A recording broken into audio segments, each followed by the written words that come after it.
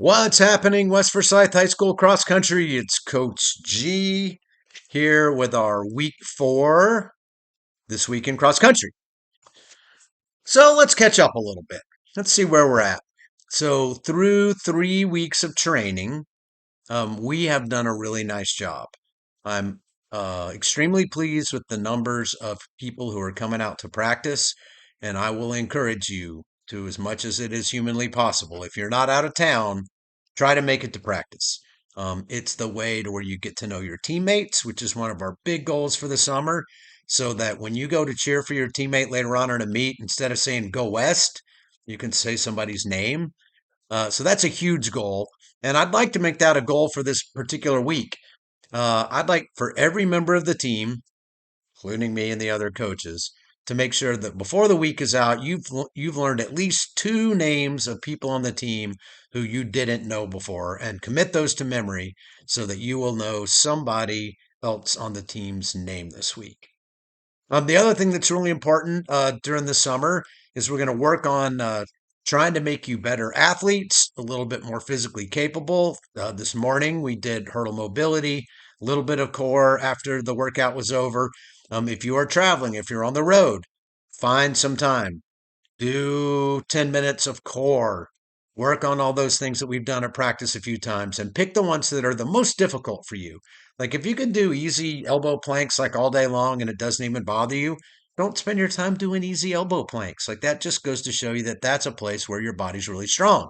If on the other hand, doing elbow planks is tough for you, not just because it like feels weird and awkward in your elbow, but it's just hard to keep your body really straight when it's on its side.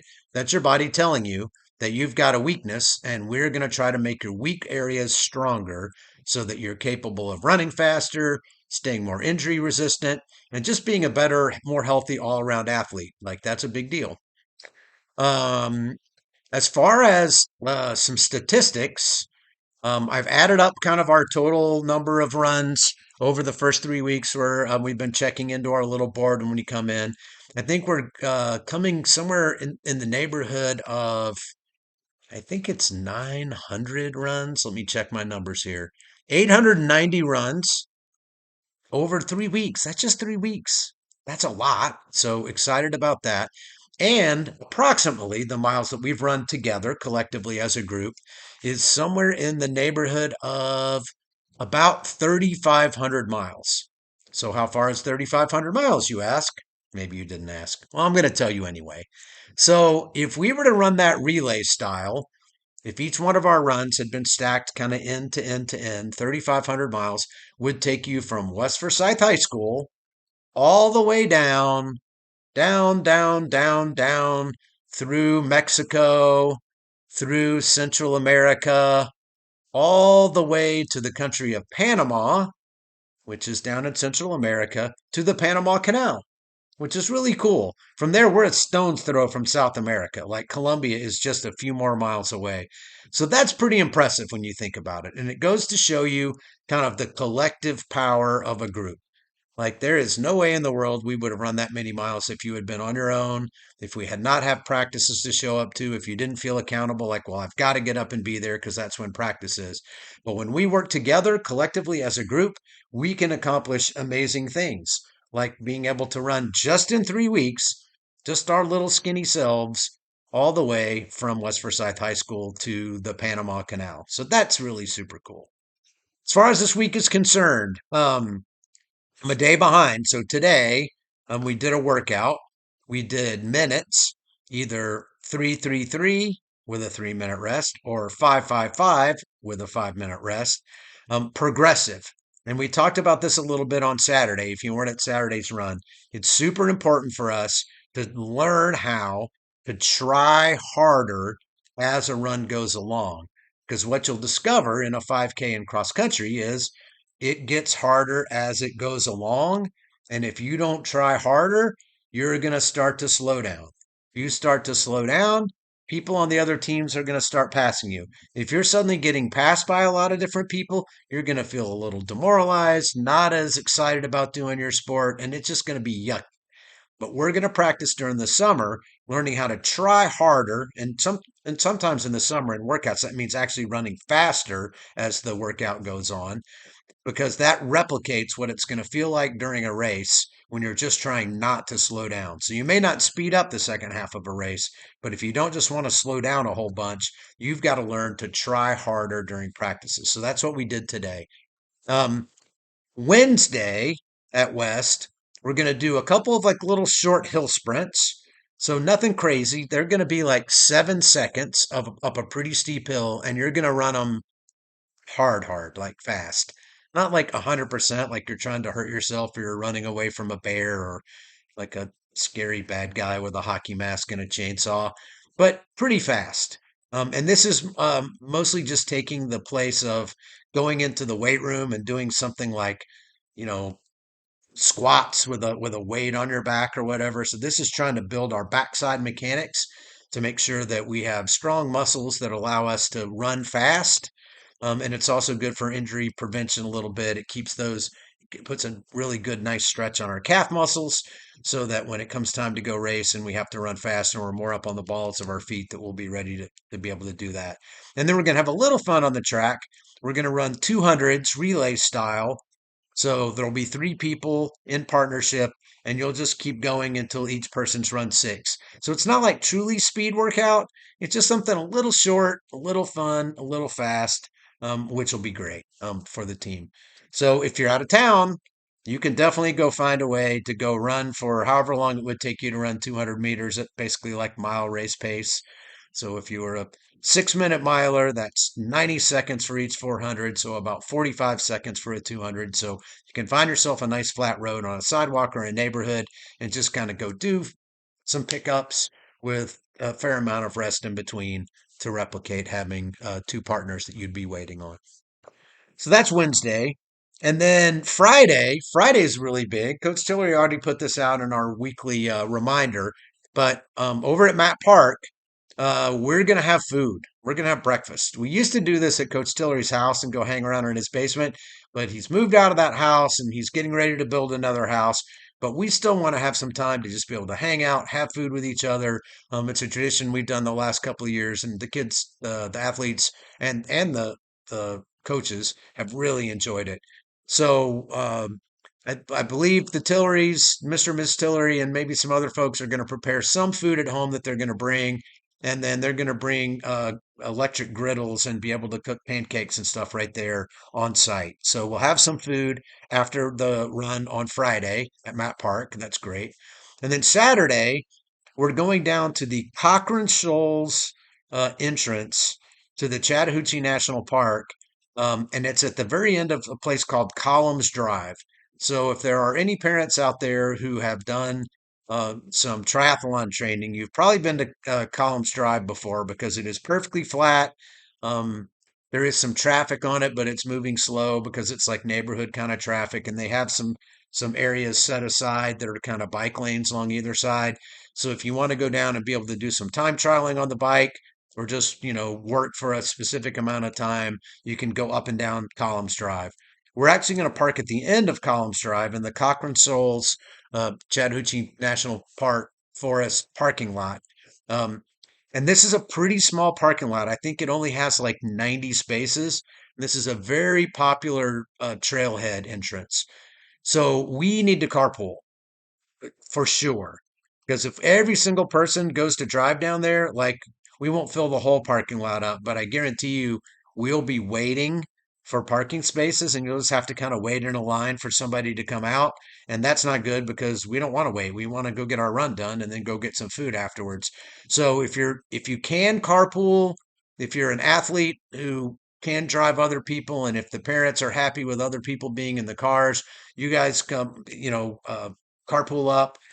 For the younger athletes, if your folks are taking you, maybe talk to some of your friends if they're freshmen or sophomores and you know their parents drive them, and see if you can hitch a ride. But let's get as few cars down there as possible. And also, there's a $5 parking fee to be able to go down there. And it's like, I know, especially you athletes, like you don't want to spend your $5 on that. Like you want to be able to buy a couple of gallons of gas or do something else with it. But it does support the parks. It helps pay for the services that are necessary to keep that running area up that gets used by like thousands and thousands and thousands of runners. So it's doing our part of being part of the community, and it is part of like the Chattahoochee National Forest or something like that. So anyway, um, you'll need to bring $5. Don't know if I think some of you will remember if they have machines where you can put a credit card. At this point, they must. But just in case they don't, it might not be a bad idea to bring like a nice $5 bill or five $1 bills to put in the little envelope, put in a slot. So that is Saturday. So that's the weekend cross country. We've been doing great. We've run all the way from West Forsyth High School down to the Panama Canal. Hopefully, you're starting to get in shape. The only other thing I would tell you is stuff that I've been saying at practice all along, but in case some parents are watching this and you haven't been at practice, still some things we need to get done this summer. So you need to get your physical done and all of your paperwork taken care of on Dragonfly Max. That has to be done by August 1st, which is the first official day of cross country practice. And if all of that paperwork is not buttoned up and you don't have your physical and it's not in the system by that date, if you show up at practice like you can't. You're not allowed to be at practice. So we will turn around and send you home. So get those scheduled and taken care of. If you're running on old running shoes that you had during track, running shoes that you ran in during last cross country season, or if you have inappropriate running shoes, like you just decided to come out for cross country and you're wearing whatever sneakers you had, like you need good running shoes. Please make sure that you get good running shoes. Don't wait until your body's complaining and hurts and you're getting close to an injury to decide that you need new shoes. It's pretty easy to figure out. 3 to 500 miles is the kind of max you want to put on a pair of running shoes. So if you're running 30 miles a week, you get about 10 weeks and it's time for a new pair of shoes, depending upon, kind of how hard you are on your shoes and how many impact forces that you put on them. So let's make sure we take care of our shoes. Let's make sure we take care of Dragonfly Max. I'm going to encourage you to eat like athletes. And this does not mean you have to be like a perfect eater. Like you do not have to worry about, never, for sure, never worry about trying to reduce your calories, trying to eat less. We do not want you to eat less. We do not want you to get extra skinny. It's not healthy at all. It's terrible for your body. We'd rather you eat more, which is better. We'd rather you eat 3 meals a day and a couple of snacks. But you need to fuel your body like athletes. If you're not eating when you're doing all this running, you are not preparing your body to be able to perform at its best. Stay on top of your hydration. As it gets warmer and warmer and warmer, this is something you'll need to do. So it doesn't mean sit around all day, don't drink anything, and then like chug a whole liter of water. That's not great. That just goes straight to your bladder and then it's gone. Like little sips of water throughout the day is great. And then think about getting some kind of hydration that is not just straight water based. So Gatorade, Pedialyte, there's a billion different like sports nutrition drinks that give you some electrolytes and some different kinds of nutrients that are helpful for your body when you're sweating a lot and losing a whole bunch of salts out of your body and that sort of stuff. And then please do sleep. Like most of you do not have any excuse during the summer. Now, I know practice is really early, which means you're going to have to be dedicated. If you want to stay healthy, if you want to be good at this sport, you need to get your rear end in bed. And you're not missing anything after 10 o'clock. I promise. Like whatever you're doing on your phone or whatever game you're playing, you've got plenty of time during the day to be able to do all that sort of stuff. Don't do it when you need to be getting your rest. Because if you're not getting at least 8 hours a night of sleep during the summer when you can do it, you don't have homework, you're not having to, worry about all the school stress stuff, then your risk of injury goes like up through the roof. And that's not good for anybody. So prioritize sleep.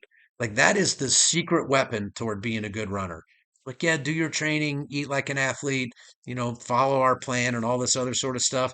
But if you will rest appropriately, like it puts you head and shoulders above most athletes and is going to allow you to be able to perform at your best.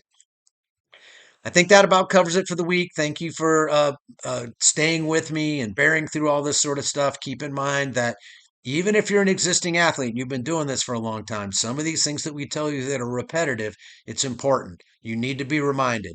Like even people who are athletes and coaches still need coaches and people to remind them to do the right things because left to your own devices, you'll be like, yeah, I know I'm supposed to sleep, but gosh, all of a sudden I'm not sleeping. I know I'm supposed to eat right, but I kind of got lazy with it. I know I'm supposed to hydrate, but so anyway, thank you for bearing with us. Thank you for paying attention. Um, if you will follow this plan, we're going to have a really good season. You're going to be really happy with what you accomplish. You're going to feel super proud of yourself because you're going to see a progression and see, like, gosh, I'm getting better and better and faster. And not just for you, but for the whole team. And a rising tide, as they say, lifts all boats. And we are in the boat lifting business here at West Forsyth High School. Okay, that's it for this week in cross country. See you at practice.